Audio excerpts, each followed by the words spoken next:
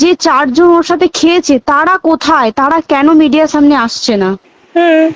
তাই তো, তারা কেন আসছে না? তোমার ওই দিন ডিউটি ছিল না রাতে? ওই দিনকে আমি নাইটে ডিউটি করছিলাম। আচ্ছা।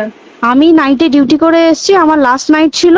তো আমার তো 3 দিন নাইট থাকে, 3 দিন নাইট থাকার পর লাস্ট নাইট ছিল, লাস্ট নাইটের পর বুধবার আমার লাস্ট নাইট, বুধবার রাতে ঘটনাটা ঘটেছে। আমি বাড়িতে এসেছি, রীতিমতো বাড়িতে এসে শুয়ে পড়েছি। 3টের সময় আমার কাছে ফোন এসছে যে সবাইকে ডেকে পাঠিয়েছে, ইমিডিয়েট আয়। তখন গিয়ে দেখি আরজি করে এই অবস্থা, পুরো গোটা হাসপাতালকে ডেকে পাঠিয়েছিল।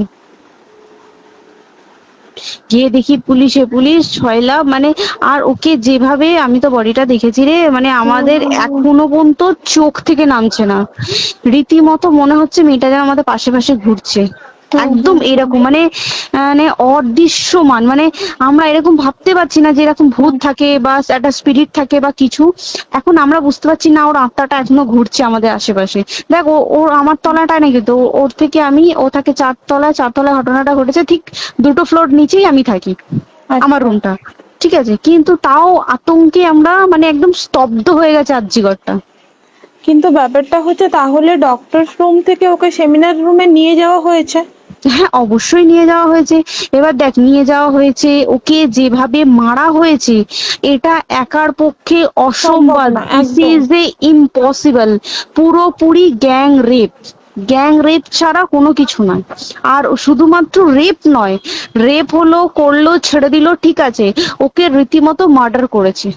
মানে মানে হিসেব মতো যা বুঝছি, মানে তোমার কথাতে, ওটা হচ্ছে ওর ওই বন্ধু বান্ধব মেয়েতে জড়িত। এক্স্যাক্টলি, হয় ওর বন্ধু বান্ধব কেউ, ঠিক আছে, মানে 4 জনের মধ্যে কেউ, আইদার ওকে এমন কিছু করতে বলে। দেখ বড় বড় কোম্পানিতেও তো এরকম হয়, মানে হয় তুমি আমার সাথে কম্প্রোমাইজ করো, নয় তুমি চাকরি ছেড়ে চলে যাও, হয় তো। এখানেও সেরকম কিছু একটা হয়েছে। যাকে